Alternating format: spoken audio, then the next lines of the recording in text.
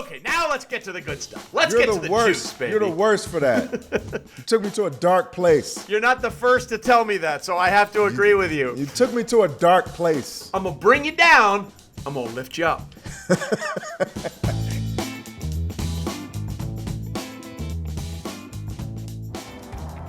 Hey, when was the last time you seriously considered your dreams?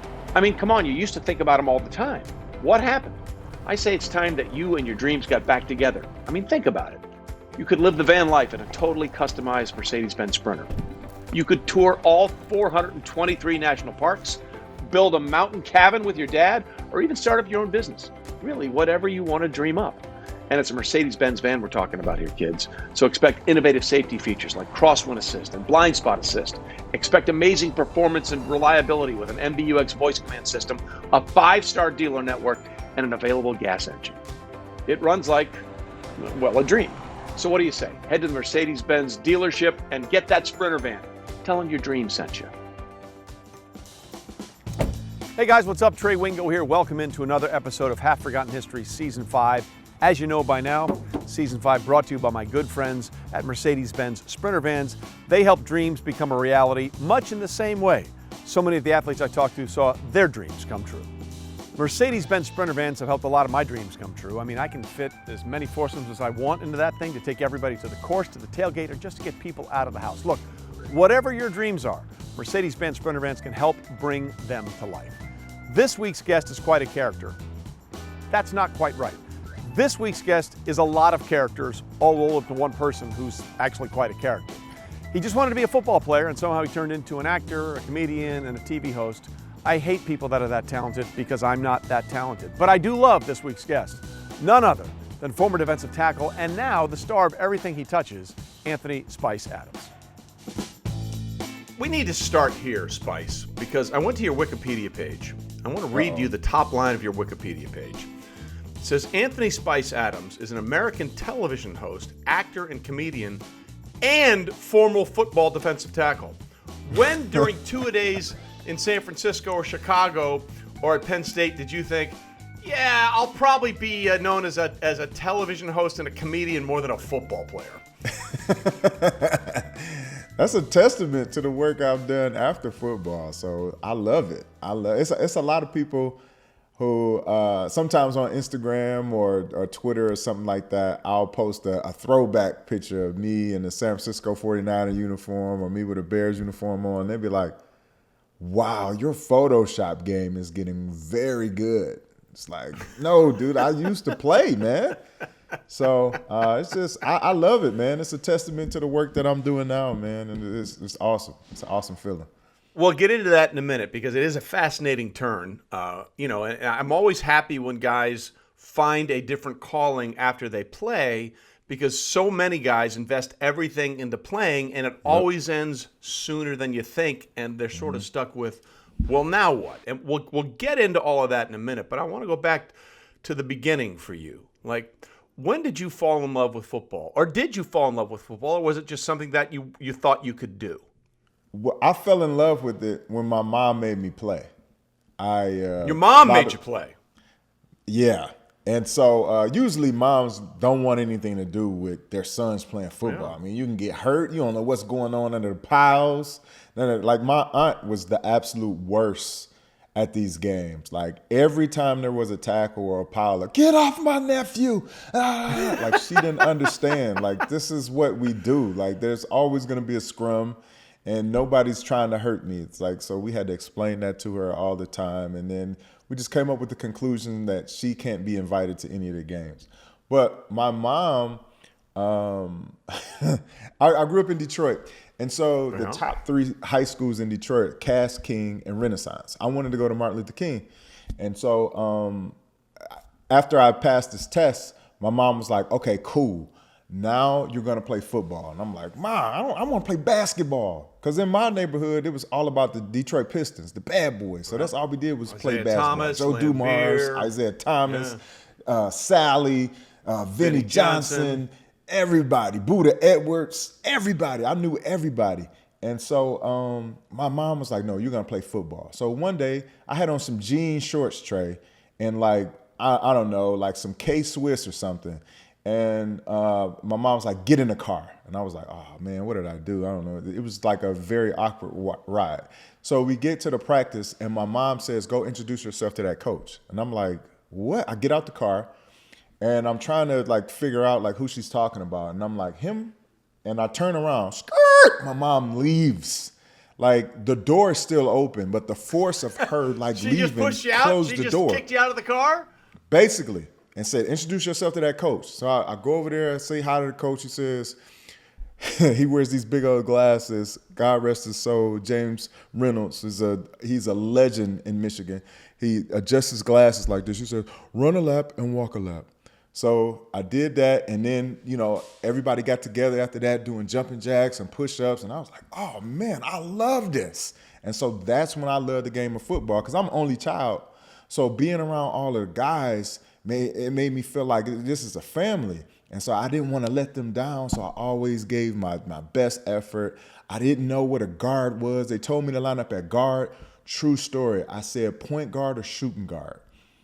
All I knew was what they coached me to do. They told me to coach. Yeah. They told me to block to the whistle. I blocked to the echo of the whistle. I did everything 100% to the point where I got a scholarship to go to Penn State. I didn't know anything about football. All I knew was if you told me to run through a brick wall and how to do it, I was going to do it to the best of my ability.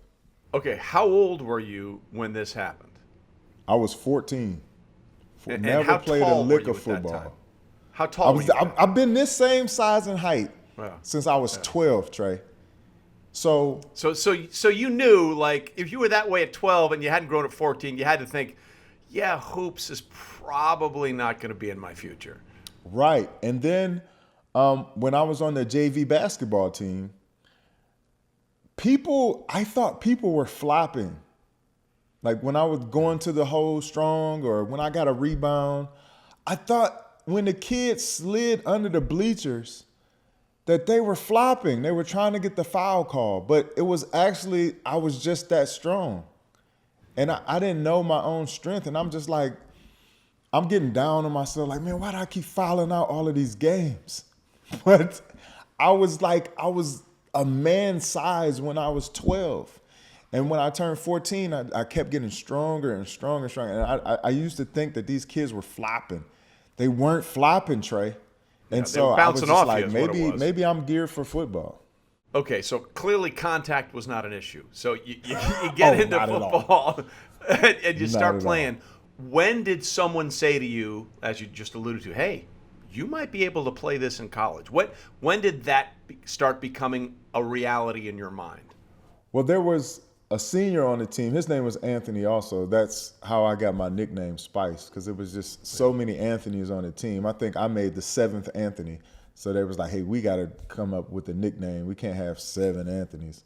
So, but anyways, he was a senior on the team, and he was getting recruited by Penn State. I was on my way to becoming a sophomore that year. And so he asked me if I wanted to go to the Penn State camp. And I'm like, what?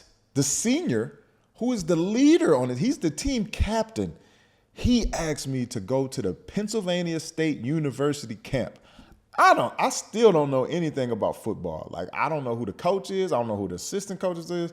All I know was that my man Ant, Big Ant, who plays on the offensive line, he asked me to go to this football camp. So I tell my mom, I say, Ma, guess what? You know the captain on the team, Anthony? He asked me to go to the camp with him because he saw something in me to ask me to go to this camp. And my mom was like, ooh, how much is this camp? And the camp was like $280 at the time. So my mom's just going through all of the couch cushions and scraping up, trying to get this money. She got enough money for me to go to the camp. And Trey, when I tell you, I turned this camp out. And I didn't even know it. I was just being me, just doing everything 100%. Right. They told me to go half speed to act like I didn't hear everything. Boom, boom. I was the first one for every drill. I always stayed after and said, hey, I need more work. I need more work. And they wouldn't let me leave the camp without offering me a scholarship. So when you were a sophomore, they offered you a scholarship? Yep. Wow. Yep. So were you locked in at Penn State at that point? Did you even consider other schools, or at that point were you like, I got 2 years to play here, and you're offering me, I'm good? No, I was locked in 100%. I didn't take all of my visits that I was supposed to take because once Penn State started recruiting me, then that's when everybody started recruiting me, and I didn't understand it. And I would get the letters and say, hey, this team wants me to come out to their school. And I'm like, I don't want to lead these teams on. Like, I want to go to Penn State. And so that's basically it. I never really gave any other schools a chance. And what's funny is Braylon Edwards went to my high school. And so I'm real cool with him and his family and everything. And one time I went up to Michigan to see their spring game. And I'm there about to eat their little lunch that they had or dinner or whatever it was. And Lloyd Carr comes sit. He sits next to me and he just says, "Why?" And I was like, why am I eating salad? Like, what are you talking about? Why? He's like, why didn't you come here? And I'm like, come on, let's not do this. Like, once Penn State, I've been living in Detroit my whole life. So that's y'all problem. I should ask you why. So, but I just thought that was funny. But going to Penn State, and once they started recruiting me and everything, and seeing, I wanted to get away from Michigan. It was nothing against Michigan or Michigan State. I just wanted to get away, and if you wanted to come see me, you got to drive 6 hours, to come see me in Pennsylvania. And so, but everything worked out. Well, you could not, if you think about it, in terms of like the places. I don't think there are two more polar opposites in terms of, where they are in their surroundings than Detroit and Happy Valley, Pennsylvania, right? You couldn't have picked a more different place than Detroit. Oh, it took me a while to get used to, Trey. Like, it really is Happy Valley. I've never seen squirrels run up to you and all of that. In Detroit, the squirrels they're running away from you. You hardly even see them. You just they're getting out the way. And then people were talking to me, like saying hello. You don't do that in Detroit. Like, you don't just walk up to somebody and say what's up. Like, those are fighting words. And so it took me a while to buy into the system. Like, everybody's like, hey, how you doing? And I'm like, what? I don't know you. It took me at least 2 years Shut to up. I'm like, dude, I'm from Detroit. You don't just roll up on me saying, what's up? It was awkward for me. But, after a while, I started to understand and I got it. And I bought into the program and I was like, okay, it's just different here. Okay, but it took me a while. So you were pretty early selected by Penn State. Like you said, they offered you when you were a sophomore. When at Penn State did you think, I might be able to do this for a living? Oh, yeah. That's a great question. So I had a great game. This was the game after Adam Taliaferro. Yep. He went down at Ohio State. Yep. So the game after that in Purdue, I mean, there was tears in my eyes. I'm like, we got to win this game for Adam. And Drew Brees was there, and they were rolling. There was no way we were supposed to beat them. And our safety, his name was James Boyd, he predicted that we were going to win the game. And everybody was like, oh, this is bulletin board material. And it was like, I don't care. We're going to win this game for Adam. I said it. And so I had a lights out game. I mean, the center, I forget who he was, but I had a great game. And so fast forward to the draft, I think the Steelers, they selected him in like the 3rd round or something like that. So I was like, I know they saw the Penn State game. I know they saw it. And he went 3rd round. I said, oh, man, I got to go first or second. So, Trey, I'm telling you, I cut everything that was not football related or not school related. I cut it off. And I said, I got to focus on getting to the league because it's right there. It's right there for the taking. And I got focused, and I got drafted in the 2nd round. 2nd round by San Francisco. And you started dabbling when you were in San Francisco with what you do now. So when during your playing days I mean, it was pretty early. Like you were doing video blogs and all that kind of stuff very early in San Francisco. When did you have an inkling that, I might be able to do this after my playing days are done? I still didn't know, because at that time for me, it was kind of like a hassle. Like I was like, oh my gosh, we got to do this show. I really don't feel like it. But when they hit record, I just, boom, the personality just came out. It was myself and one of the coaches who are here with the Bears now, Mike Adams, who I used to play with. He played for probably like 17 years or something like that. But we did this show called The Adams Report. And it was just something that the media department saw in me and saw in Mike, and were just like, we got to get these guys on the camera to, do a weekly show or whatever. And I was like, oh my gosh, this is brutal. Like, we just got done with practice. We just lost to the Arizona Cardinals. Bad. Yeah. I don't feel like getting on the microphone. Nobody wants to hear me talk. Like, we just lost. I just missed 4 tackles in this game. Nobody wants to hear what I got to say. But we ended up doing the show, and I guess it was somewhat successful. I mean, if Trey Wingo is talking about it, and fast forward to now, and I've been doing it ever since. Well, listen, we'll get into more of that in just a minute. Why don't we take a break here? Because you started in San Francisco, but you sort of really made a name for yourself as a member of the Chicago Bears. And let's talk about that transition and how that's sort of become, where you are now and how closely you're associated with football, besides all the other stuff that you're doing. So let's take a quick break here with Spice Adams. We'll come back on this episode of Half Forgotten History. Stay with us. Hey, today's episode of Half Forgotten History is brought to you by Zelle. Zelle's a great way to send money to family or friends, no matter where they bank in the United States. I use Zelle. It's in my bank app, and I send money to my kids, even though they're in their mid-20s, and they still want money from dad. Nobody's ever off the family plan. Trust me on this. With the holidays coming up, you can even discuss splitting the cost of a holiday dinner at a restaurant with friends and family, or splitting the cost of a gift to send to your parents between all your siblings. Simply sending the gift of money, which is also a good idea. Paying an individual craftsperson for a unique handmade gift, or paying your friend back for your portion of the ice skate rental, ski vacation, whatever. You get the idea. Remember, money sent goes straight into the recipient's bank account, typically in minutes between enrolled users. And you don't have to download another app because it's probably in your banking app already, like it is in mine. So look for Zelle in your banking app today. All right, back with Anthony Adams, or Spice, as he's more commonly known now on this episode of Half Forgotten History. So when did you realize that things weren't going to go the way you wanted to go in San Francisco, and how did you get to Chicago? So, oh, man. We got to talk about this. Yes, okay. We do. So going into my 3rd year, Dennis Erickson got fired. And so they hired Mike Nolan. And he came in probably like February or something like that. He had me in his office. And so I'm like, dang, why does he want me in his office? And so he's like, hey, there's some teams that are expressing interest in you. And I'm like, what? I'm like, am I about to get traded? Like, oh man, like I don't know anything about getting traded. Like I signed a 4-year contract.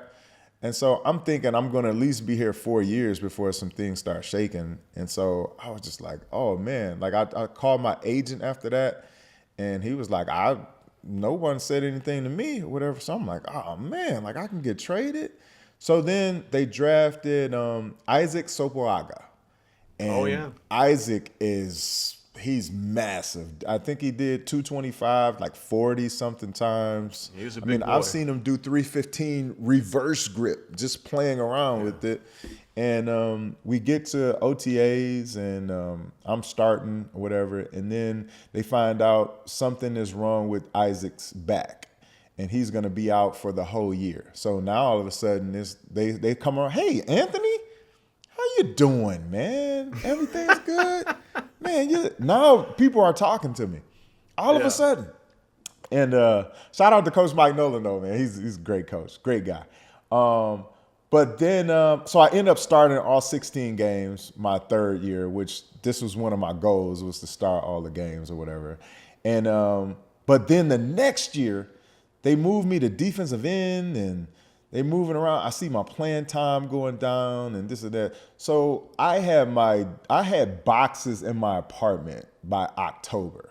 I mean, I saw it on the wall. By this time, I'm going to my 4th year in the league. I see people get released. I saw someone get traded during a preseason game. And so I've seen a lot, and I know how the business goes. So by October, my apartment is just filled with U-Haul boxes. And so I saw the writing on the wall. And I'm a very loyal guy, so it was hard for me to leave San Francisco, but I knew it was coming.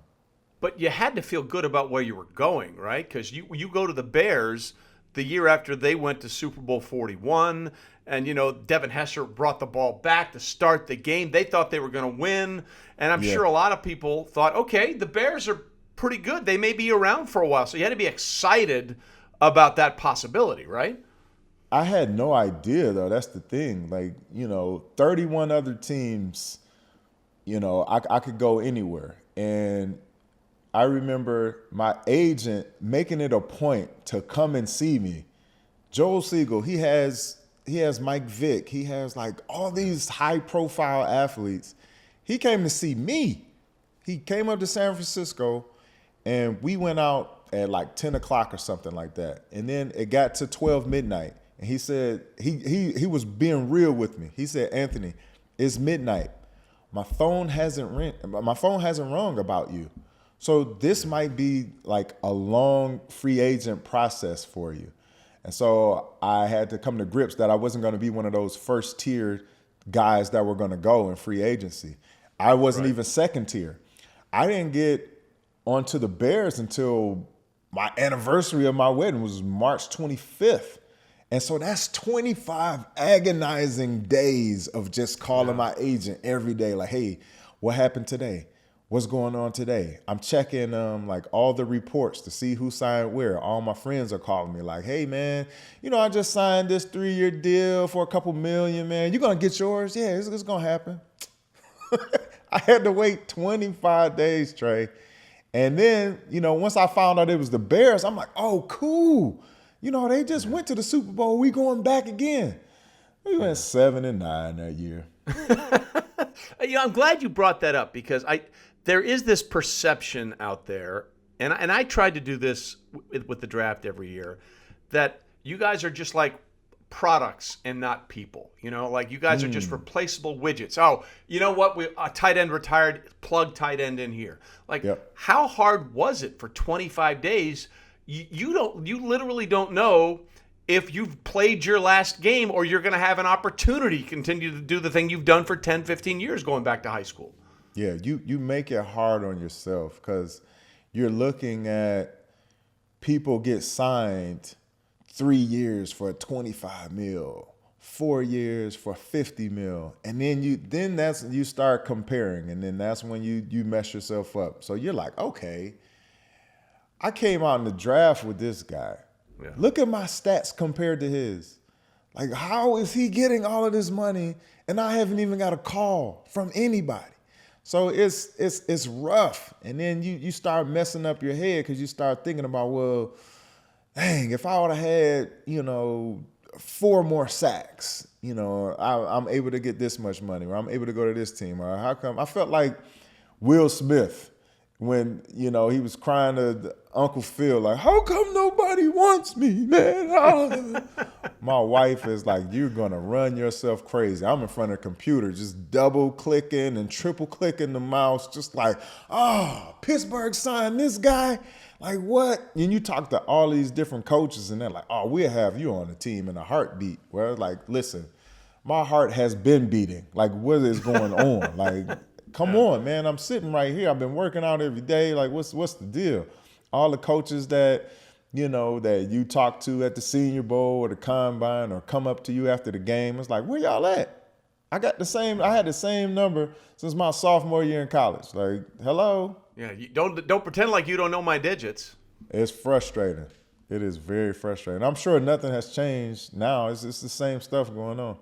So it took you a while, but I feel like you became you were instantly sort of a part of the whole thing in Chicago, right? Like you weren't. I fit right in. You know, I mean, like it seemed like the perfect fit for you, I guess, coming from the Midwest and Detroit, and you embraced the city, and the team and the fans really embraced you, like almost right away. It was seamless. I fit right in right away. Everybody on the team, it was like the Chicago Bear way. Like we were going to have fun, but we were going to take care of business, especially the defense. Like, I mean, it's traditionally known for their defense. I mean, you're talking about Dick Butkus, Mike Singletary, just a lot of like Dan Hampton, like, you know, Richard Dent, who I was blessed enough to wear the same number. I didn't even want to wear 95, but the equipment manager, Tony Medlin, was like, here, you got to wear this. Because at first, I was supposed to have 73. And then he was like, Tony Medlin, he talks with his eyes closed. He said, hey, dude, yeah, here, I take care of you, dude. Here's 95, and you got to wear 95. So he let me wear 95, man. And every time I would see Richard Dent at the game, I would say, hey, am I representing? He said, yeah, you're doing good. You're doing good, man. So it was great to have the vote of confidence from the former players as well as, you know, the fans here. The fans, like, I mean, we playing the green team up north. I don't even want to say their names. The green Packers. Team. Yeah, those Packers. guys. Those guys. You can say it. I'm not going to say it. Let's say it in relation to this then, okay? Because obviously the year where everyone thought it was going to be back to the Super Bowl was 2010, right? You guys get home field advantage for the NFC title game. Don't do this, Trey. I'm sorry. It's called Half Forgotten History. I'm going to get upset. I'm okay with that because I want the raw emotions here. You guys had to feel like this was all going to play out perfectly. And I think it was at that point, it was only the second time in the history of the greatest rivalry in football in terms of longevity and equality that the Bears and the green team from up north would play in the postseason. What were your expectations going into that game? I told myself the night before, I said, don't be that guy saying, if we would have did this, we would have won and we'd have went to the Super Bowl. And here I am, Trey, being that guy. Oh, man, if we would have went to the Super Bowl, oh, Trey, we would have beat the brakes off of the Steelers. Brakes. Man, Green Bay, I said it. Dang, the green team up north. You said it. You just said it. The green team up north, they just beat Atlanta in Atlanta. And not only did they beat them, they destroyed them. I mean, I think they put up like 48 points. It was like 48-20, something crazy. And this was the year Atlanta was supposed to do it. And so now all of a sudden, we have home field advantage. What? It's right there. It is right there. And so I'm like, how great is this? We get to play at home in one of the storied rivalries in all of sports. It don't get no bigger than that. And they come out in the first two series, they scored 2 touchdowns. After that, nothing. I think Peppers hit Aaron Rodgers, and it was just like, it was different then. Then Urlacher got an interception, which if I would have got a block on maybe, I think Rodgers tripped him up. If I would have got a block on him, because that's how we think here in Chicago. Yeah. Like, we're thinking score, because we know our offense is not going to be able to do much. So we got to score, and then we got to make sure we score on special teams. So I was so tired because I was so hyped, and I gave it my all in this one particular play, and I couldn't get a block on Rodgers, and I think it saved a touchdown. If we would have scored there, then maybe it goes to overtime, and I don't know. But it was so close, yet so far away, man. And now I'm forced to talk about Todd Collins. Well, I was about to say, like, you talk about a hit on Aaron Rodgers. that's the Jay Cutler game in most people's minds, right? That was because that's like Twitter started in 2009, so this is the 2010 season, and this is when people were just throwing shit out there. Like, you know, they had no regard for whether or not there was any truth in it, and everybody was talking about, was he hurt? Was he really hurt? What's going on there?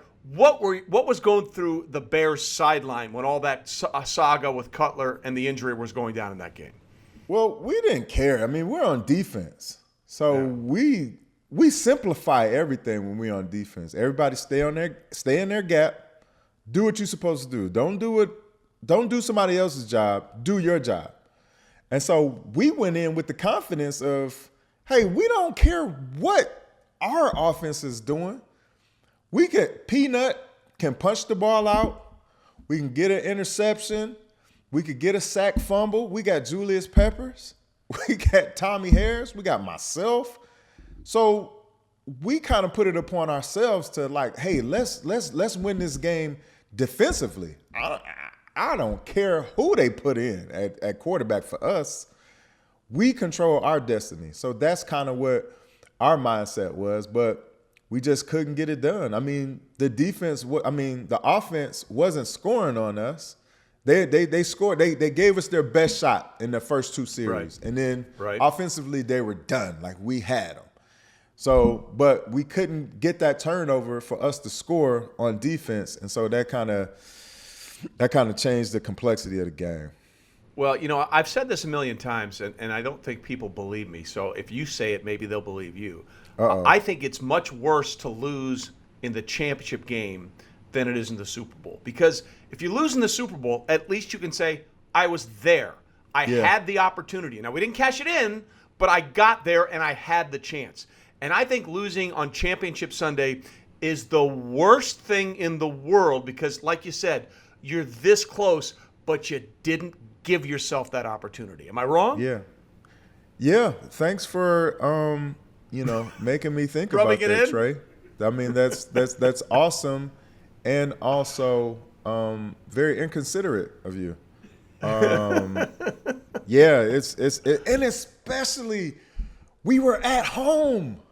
Yeah, we were at home, and so we're supposed to win that game. I mean, it was just like we had just beat Seattle with Marshawn Lynch and everything, and then all of a sudden everything started clicking for us. Like, for no reason. Like, we got home field advantage. Are you kidding me? Wow. And so we squandered it. We squandered. But I'm telling you, we'd have beat Green Bay. There's no question in my mind that we would have beat the Steelers. No question. No question. You have to think that way. So now I feel bad for bringing that up. So here's what we're going to do. No, you don't. We're going to take no, I don't, but I'm pretending. We're going to take a short break. We're going to let you compose yourself. Then we're going to talk about the things that have made you an international comedian and superstar after your playing days are over. We're back with the accurate comedian and former football player, Spice Adams, after this quick break on Half Forgotten History. This episode of Half Forgotten History is brought to you by Intuit, the company powering products like TurboTax, QuickBooks, Mint, and Credit Karma. QuickBooks helps you manage your business all in one place, from tracking everyday expenses to being ready for tax time. Boo! You can also send invoices, receive payments, run payroll, and track future cash flow right inside QuickBooks. It's as easy as some of the plays our guests on Half Forgotten History have made. I know that TurboTax Online is there to help. They connect you with live experts based on your unique tax situation, making it easy. And if you got a lot of changes going on in your life like I do, these proactive experts will get to know you and handle your unique situation, doing the work from start to finish to maximize your tax outcome. Even if you don't own a small business, Mint's budgeting tools and recommendations are there to help you save for whatever, like maybe going to play golf at some of the top courses in the country. Intuit works for what you work for, and whether that's a small business or just you as an individual, Intuit's innovative products make managing your finances and setting yourself or your business up for success simple. Discover how Intuit's innovative products can help you see what's possible at Untitled.how. Hey, whether you want to be a BMX champion or start your own business or just commit to being a van life influencer, as you should, a Mercedes-Benz Sprinter van makes it real. It's got innovative safety features like crosswind assist and blind spot assist. Plus, it's a Mercedes-Benz van, so you can expect amazing performance and reliability. It's built so you can focus on what really matters to you, your dream. Head to your local Mercedes-Benz van dealership and get that Sprinter today. Back on Half Forgotten History, I feel bad. I brought Spice down talking about the NFC Championship Game loss, but now I'm going to bring him up because, like I said, you're known on Wikipedia as an actor, comedian, and host more than a football player at this point. When did this start to take off for you? Because I remember following you on Twitter, and we had done a thing for Chicago Children's Hospital once in 2011, and you sort of created these videos that got a lot of attention, and it really opened up a whole new industry for you. Yeah, everything kind of started as like a dare. I remember Chris Harris was always on Twitter. I mean, he would be in a corner somewhere talking, and we'd be like, what is Chris doing? And we'll be in the lounge watching ESPN, and it'll say, hey, we're live talking with Chris Harris. And I'm like, what? This dude was just talking about a tweet and all that. I'm like, this social media stuff, it is ridiculous. And so I'm just focused on football. Like, this is just easier for me. And so Chris Harris and Earl Bennett, all those guys who are real social media savvy, they say, hey, man, you're built for social media. And I couldn't see it. I thought it was stupid. I'm like, you put together, you form a thought and you make it into a tweet and people judge you off of 120 characters. I was like, this is the dumbest thing I ever heard in my life. And so they're like, man, you are built for it. And so what they would do is they would take me coming into the weight room or coming into the training room, and they would put it up on their page and they'll say, hey, man, look at all the interactions. Like, look how many people are talking about it, blah, blah, blah. And I'm like, what? This is ridiculous. So then I started to do it. And then once I retired, I put together a video of people were doing everything, like stuff big people say, stuff fat people say, stuff skinny people say. And I was like, nobody really has a sports angle to that. So I put out a video of stuff NFL free agents say. And that kind of blew up and people started talking about it or whatever. So then, I was talking to some of my teammates and I said, hey, should I put this video out? And they're like, yeah, we see it every day in the locker room, but nobody else really gets a chance to see it. And so I put it out. And before long, I no teams were calling me. And so I'm like, it's getting late in the season at this point because you started going through like all these different waves. Okay, training camp is over with now. Now you got to wait for somebody to get hurt. God forbid somebody get hurt. Then they'll bring you in. That passed. That ship sailed. And so then they're like, okay, you got to wait till the first week of the season because this happens. They cutting down to 53. Yeah. That ship sailed. So then I'm dead in the season. It's like October, November. It's like, man, I think I'm just going to retire. So I put together a video and I put it on YouTube and I hit return on YouTube to like for it to go out to the masses. By the time I hit return, ESPN assignment desk was like, hey, can we use this video? And I'm like, yeah, go ahead.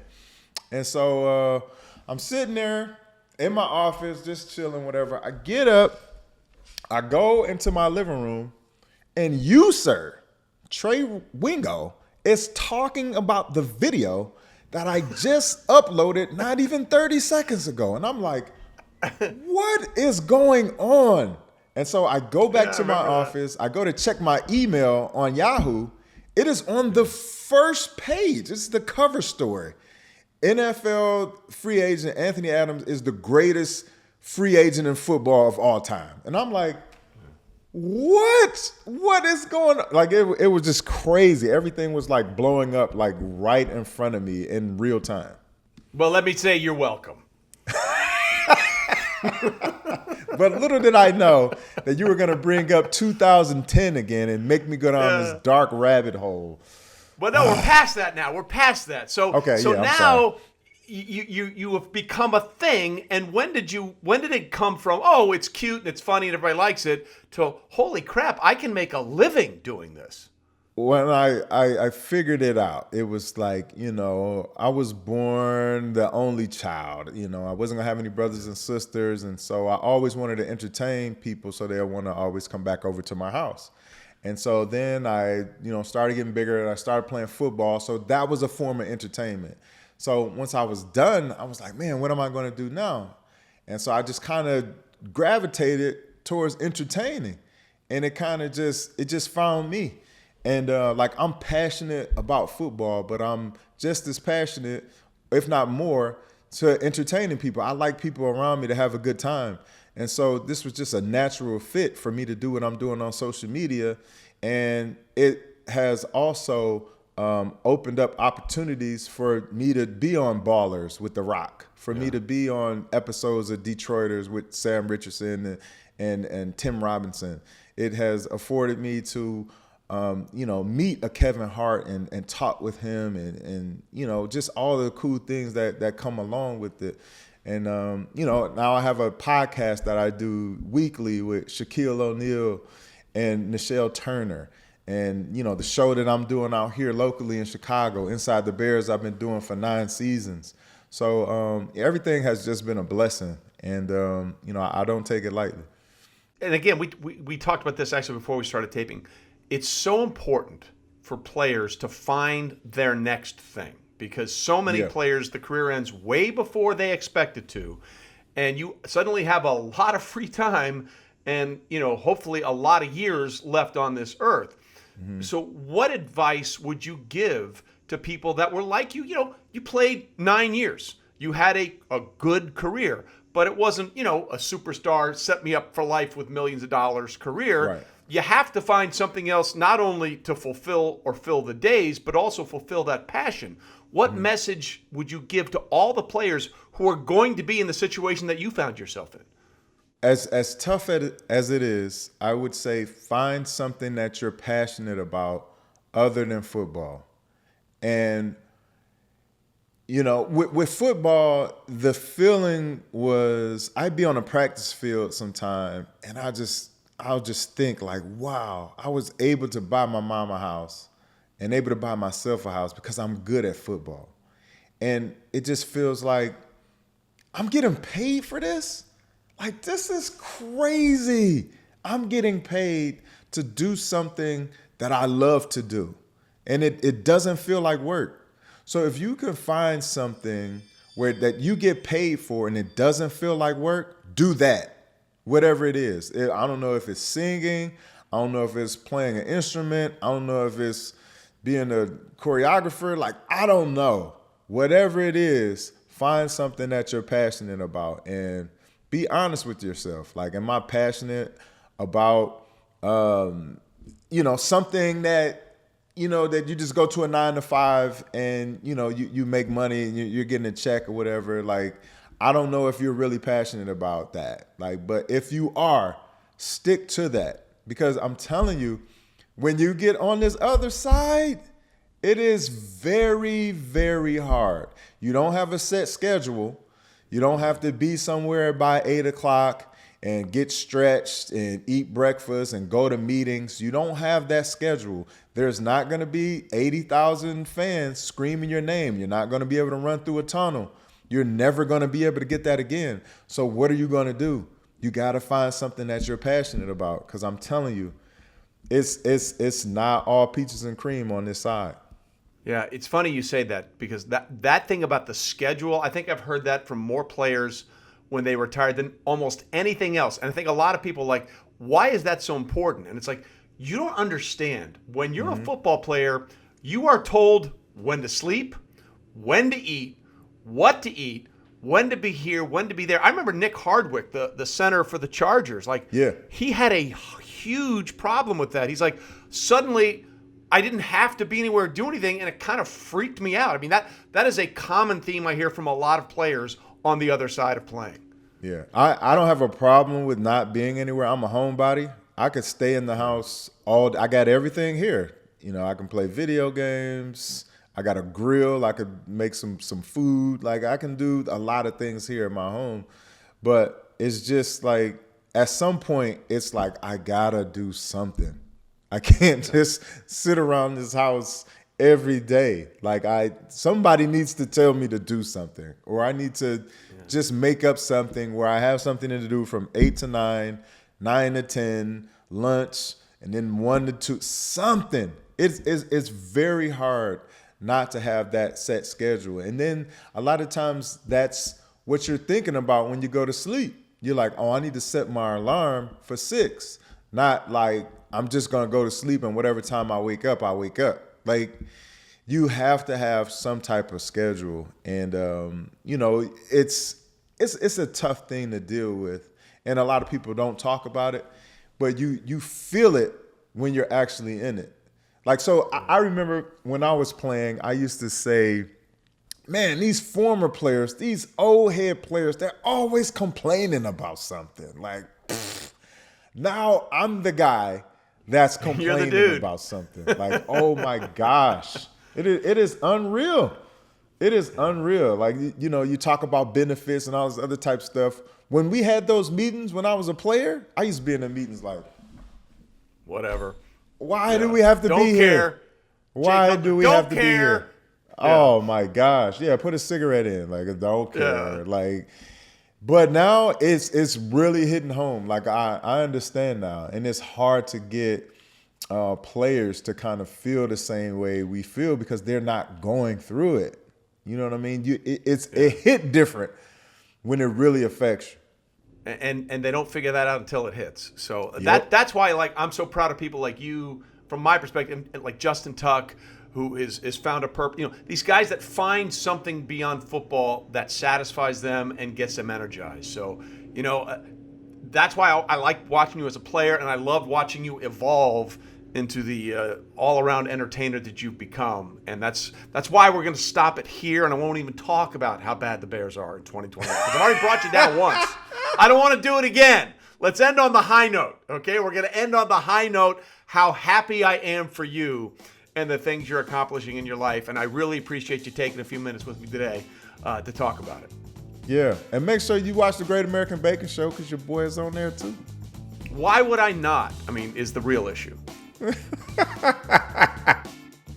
it has really been awesome to see Spice Adams' post-NFL career take off. Wish him continued success. Speaking of taking off, that's what happened to next week's guest. He took off a lot of weight, and his career as a media star has taken off as well. Longtime Browns offensive lineman Joe Thomas will join us next week. We'll see you then. This episode of Half Forgotten History is brought to you by Mercedes-Benz Sprinter Vans.